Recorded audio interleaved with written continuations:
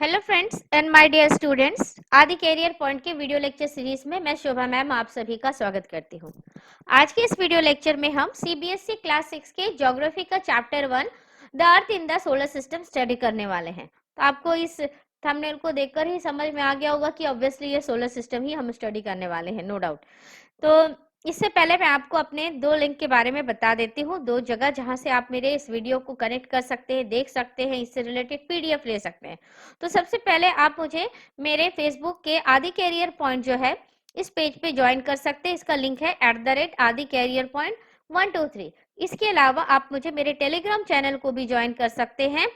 आदि career point के नाम से टेलीग्राम चैनल है, इसका लिंक मैं आपको डिस्क्रिप्शन बॉक्स में प्रोवाइड कर दूंगी। यहाँ से अगर आप ज्वाइन करते हैं तो आपको मेरे वीडियोस के जो पीडीएफ जो मैं अपलोड करती हूँ जिन जिन वीडियोस के, वो भी आपको इजीली अवेलेबल हो जाएगा।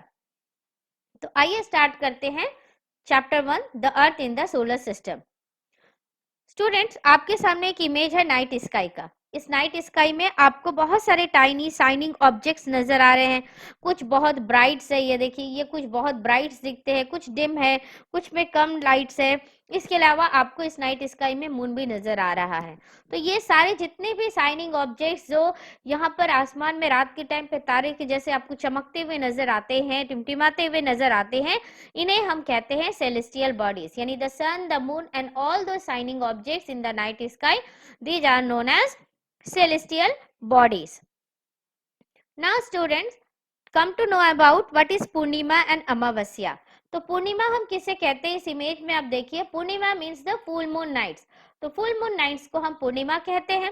और जब यही मून जब इस तरह से देखिए, किस तरह से मून जो आप आसमान पे देखते होंगे, वॉच करते होंगे, एक दिन चांद आपको पूरा नजर आता है, फिर धीरे धीरे धीरे धीरे वो हाफ हो जाता है और उसके बाद ये जो शेप है, this is the crescent shape. और उसके बाद पूरी तरह से चांद जो है वो अंधकार में ढक जाती है और इसके बाद से फिर एक नया मून निकलकर सामने आता है। तो वो नाइट जिस समय चांद पूरी तरह से आसमान में ढका होता है, नजर नहीं आता, उसे अमावस्या कहते हैं। और इसी अमावस्या को हम न्यू मून नाइट भी कहते हैं। Now about constellation. What are constellation? तो अब स्टूडेंट्स, जब while we are watching in the night sky, यहाँ मैंने एक इमेज लगाया है नाइट स्काई का। तो जब हम नाइट स्काई में देखते हैं, आसमान में देखते हैं, तो कभी आपने सोचा है कि कहीं कोई तारों के बीच में कोई पैटर्न होगा, कुछ शायद उसे हम इमेज ड्रॉ कर सकते हैं इस तरह से? तो आप कभी सोचिए कि सच में ऐसा होता है क्या? तो ऐसा होता है एक्चुअली। जब हम नाइट स्काई को जब वॉच करते हैं तो हम बहुत सारे पैटर्न्स जो है उसमें से देख पाते हैं, पैटर्न्स बना पाते हैं। इन्हीं पैटर्न्स को which actually appears in the night sky, these are known as constellations. तो उन कॉन्स्टिलेशंस में एक है उर्जा बियर और बिग बियर, जो एक एग्जाम्पल है कॉन्स्टिलेशन का। और उसी में से एक पार्ट है सप्तऋषि मंडल, जो अधिकतर आपको नजर आता है, जिसे हम इजिली रिकॉग्नाइज कर सकते हैं। तो ये इमेज है सप्तऋषि मंडल का। And Saptarishi Mandal is actually a group of 7 stars. ये 7 स्टार्स का एक ग्रुप है। और इस 7 स्टार्स के ग्रुप जो है, इस 7 स्टार्स का नाम 7 ऋषिस के नाम से रखा गया है, ऋषिस और सेजेस के नाम से इसका नाम रखा गया है सप्तऋषि मंडल। And the most important feature is that this Saptarishi Mandal is very much helpful to us to identify the north direction। यानी हम नॉर्थ डायरेक्शन को आइडेंटिफाई कैसे कर सकते हैं? सप्तऋषि मंडल की हेल्प से हम किसे देख सकते हैं? नॉर्थ स्टार को देख सकते हैं। नॉर्थ में ऑलवेज एक टिमटिमाता हुआ बहुत ही खूबसूरत चमकता हुआ तारा नजर आता है, जिसे नॉर्थ स्टार या फिर हम उसे पोल स्टार भी कहते हैं, क्योंकि ये हमें नॉर्थ का डायरेक्शन दिखाता है। तो सप्तऋषि मंडल जो है इस तरह से हमें जो है नॉर्थ स्टार को आइडेंटिफाई करने के लिए हेल्प करती है। और यही नॉर्थ स्टार जो है एंशिएंट पीरियड्स में, जिस समय आपके पास कंपास नहीं होगा, ऐसे टाइम भी था जिसमें लोगों के पास कंपास नहीं था, तब वो लोग जो है इसी तरह से तारों के पैटर्न से जो है डायरेक्शंस को फॉलो करते थे। और उनमें से मोस्ट इंपॉर्टेंट है ये सप्तऋषि मंडल। Now about stars and planets. तो स्टार्स एंड प्लैनेट्स, तो व्हाट आर स्टार्स? तो stars are actually some celestial bodies and which are very big and hot, and they are made up of what? They are made up of gases, and they have their own heat and light which they emit in large amount. And these type of celestial bodies are known as stars, or they are called stars. And the most important example, the one of the most important example is our sun. So our sun is also a star. On the other hand, the planets are what? Planets are also the celestial body, but what is the difference is that they do not have their own heat and light. तो stars और planets के बीच में सबसे बड़ा difference ये है कि stars have their own heat and light, but on the other hand planets do not have their own heat and light, and they are led by the light of the stars, and such bodies are called planets. अब आते हैं ये word planet actually आया कहां से. So the word planet which comes from where? The word planets which comes from Greek word, and the Greek word is planetai. So what is the meaning of the term planetai? Planetai means wanderers. So planetai का meaning है wanderers, जो घूमते रहने वाले. इस तरह की चीजों के लिए वो लोग wanderers यूज करते थे. तो ऑब्वियसली प्लैनेट भी तो घूमते ही रहते हैं सोलर सिस्टम में, तो इसलिए ये वर्ड उसके लिए बहुत ही सुटेबल है. And the most important example of the planet the earth, जहां पर हम लोग रहते हैं. And it gets all its heats and light from where?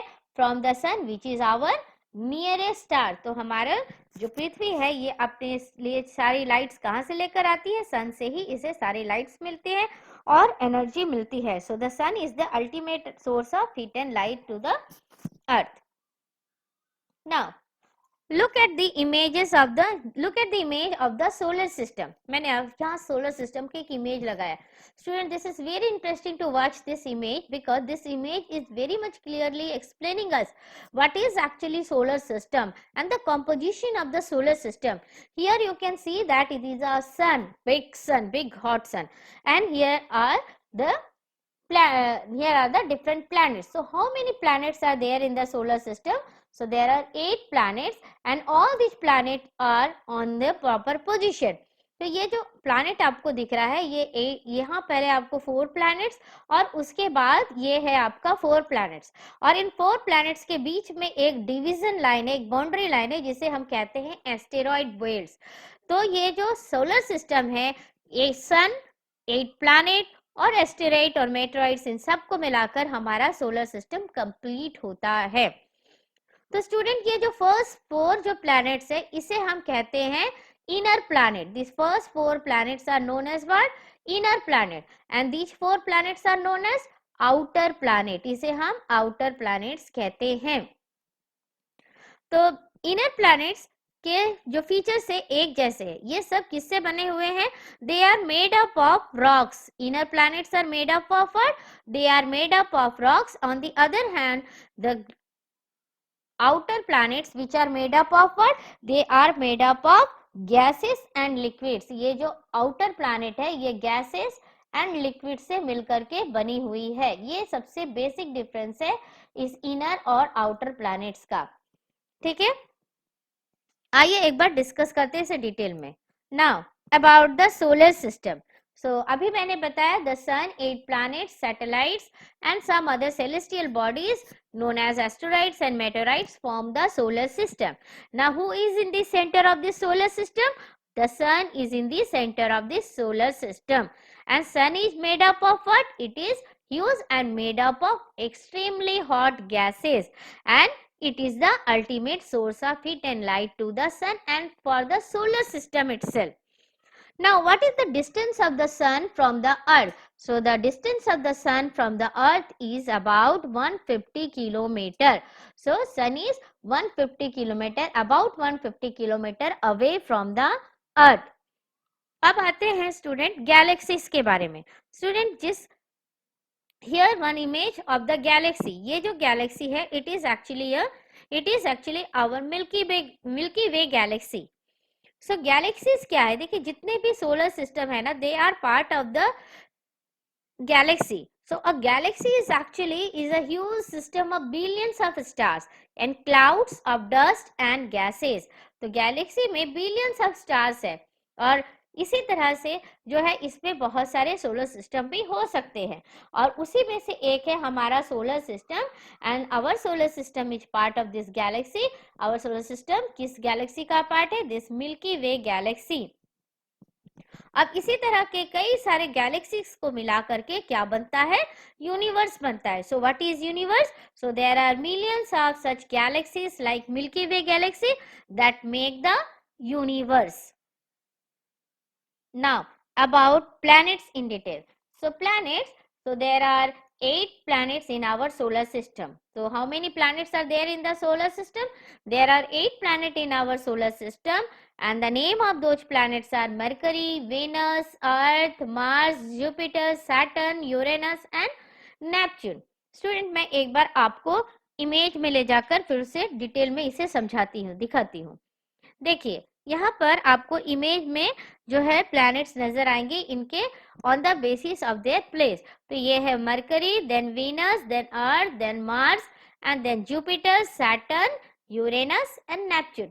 Student, तो ये सारे हुए 8 प्लैनेट्स. अब आप यहाँ पर एक सर्कल लाइन देख रहे हो. This circle lines are actually the orbits. इसे हम क्या कहते हैं? ऑर्बिट्स कहते हैं. और इसी ऑर्बिट्स में, यानी ये वो रास्ता है जिससे जो है ये सन अगर हमारा है तो इसके चारों तरफ ये प्लैनेट्स जो इस तरह से इसी ऑर्बिट्स में जो है सन के चारों तरफ जो है रेवोल्यूशन करते रहते हैं, यानी घूमते रहते हैं सन के चारों तरफ में. ठीक है, कोई भी अपने ऑर्बिट से हटता नहीं है.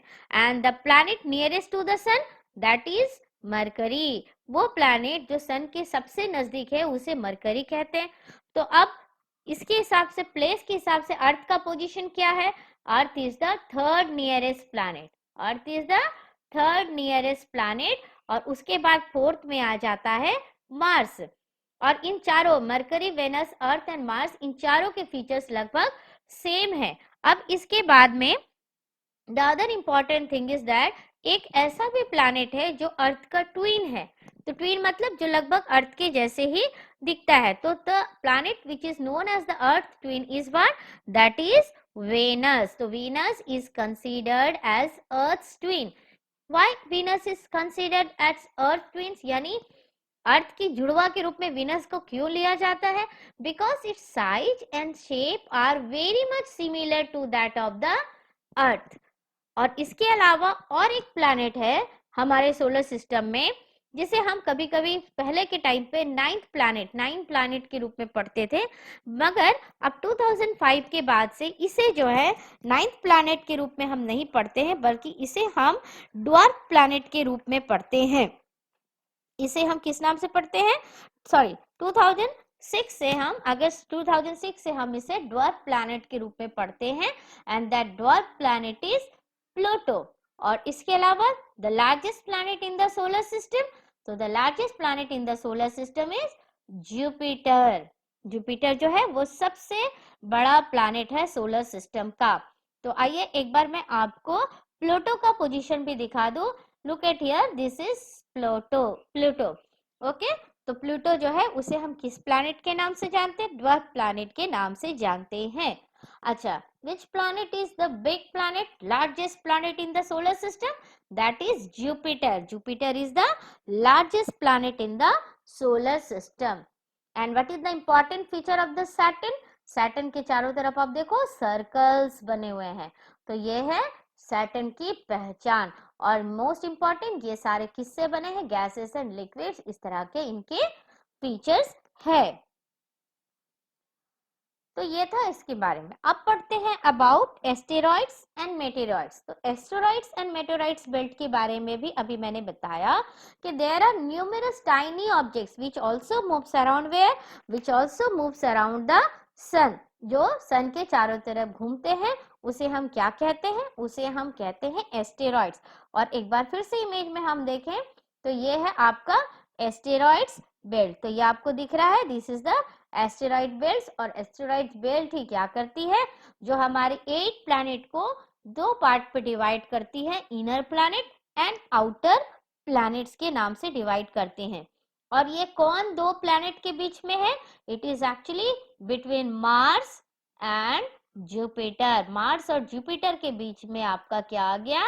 ये आपका एस्टेरॉइड बेल्ट जो है मार्स और जुपिटर के बीच में है.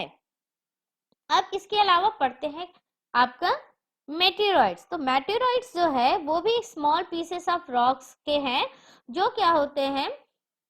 which also move around the sun and this is called the meteoroids. एक ऐसे रॉक्स के स्मॉल पीसेस जो सन के चारों तरफ घूमते हैं उसे हम मेटेरॉइड्स कहते हैं. और इसके बाद नेक्स्ट आ जाता है that is the most important, that is our earth. तो ये हमारे अर्थ का सैटेलाइट इमेज है, और ये मून जो which is the only satellite, ये हमारा मून है। तो ये भी इसका सैटेलाइट इमेज है। नाउ अर्थ का पोजीशन क्या है? Earth is the third nearest planet to the sun, and in size में ये क्या है? It is the fifth largest planet, size में ये 5वां नंबर है, और साइज और पोजीशन में ये कौन सा पोजीशन है? थर्ड पोजीशन है अर्थ का। Okay, and now about the shape of the अर्थ। तो अर्थ के शेप को हम एक्चुअली जियोइड कहते हैं। तो क्यों इसे जियोइड कहते हैं? ये शेप एक्चुअली दिखता कैसे है? स्टूडेंट इमेजिन अबाउट ऑरेंज, एक ऑरेंज को इमेजिन करो। एक ऑरेंज अगर हम इमेजिन करें तो इस तरह से ऑरेंज जो है दो साइड में फ्लैटेंड है, और मान लेते हैं ये नॉर्थ पोल है और ये साउथ पोल है। तो इस तरह से अर्थ भी इन दो साइड्स में इस तरह से फ्लैटेंड है, both the poles, north pole में और साउथ पोल में, जिसकी वजह से ये कुछ चपटी सी लगती है, यानी ये पूरी तरह से राउंड नहीं है।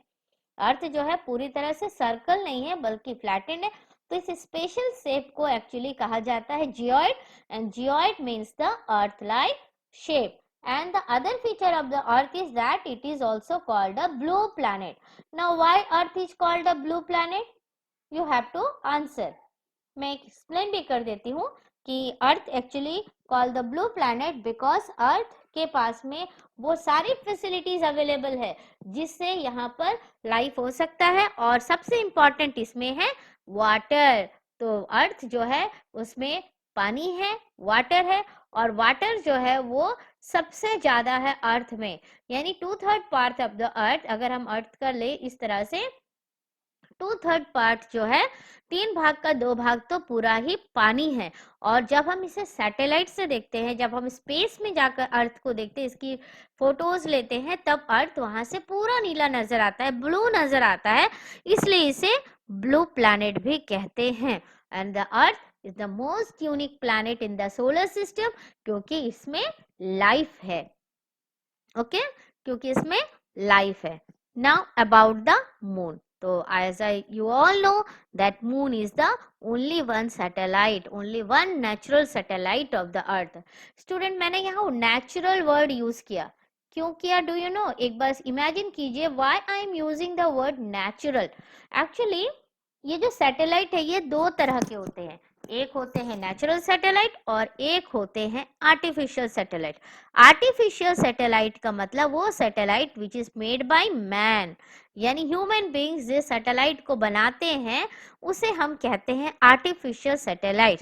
तो नेचुरल सैटेलाइट जो नेचर के द्वारा है, जैसे कि मून, तो हमारे अर्थ का एक ही नेचुरल सैटेलाइट है।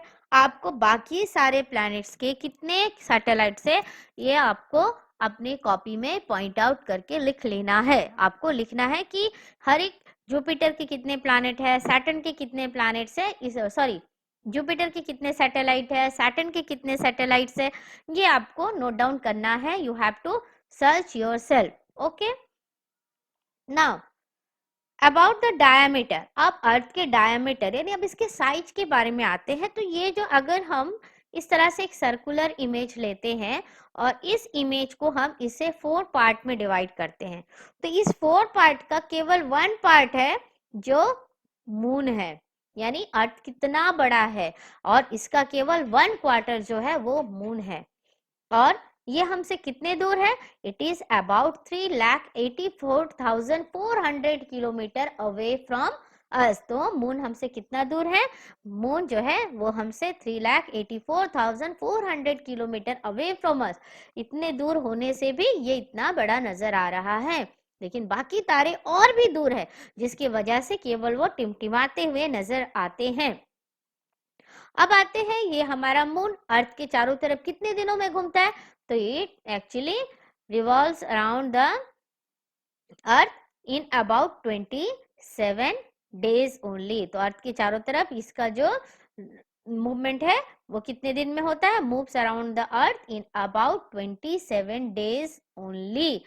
अब एक बात आती है, always we see only one part of the moon. हम हमेशा मून का एक ही पार्ट देखते हैं, उसमें कुछ डार्कनेस नजर आती है, तो वो डार्क एक्चुअली इमेजेस जो हमें ऐसे ऐसे नजर आते हैं वो एक्चुअली क्या है, वो एक्चुअली मून में जो रॉकी सरफेसेस हैं वो सारे नजर आते हैं।